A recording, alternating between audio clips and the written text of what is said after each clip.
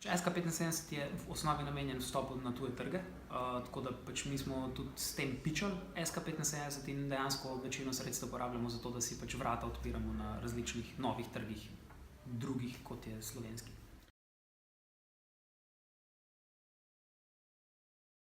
Ja, najbolj bi izpostavil pač prodajni workshop od Matta Mayfielda pa Primoža Hvale, ki je bil res, mislim, tako edinstven pa odličen je bil.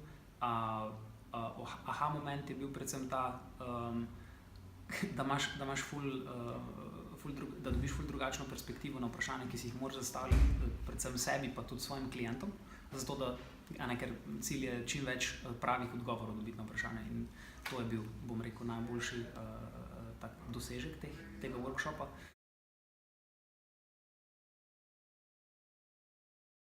Mislim, da predvsem hitreje. Pač to je cilj, v enem tednu stestirati vsaj 3 stvari, zato da se več naučiš pa pol te stvari ovršiti, če so napačne ali pa z njimi iti naprej.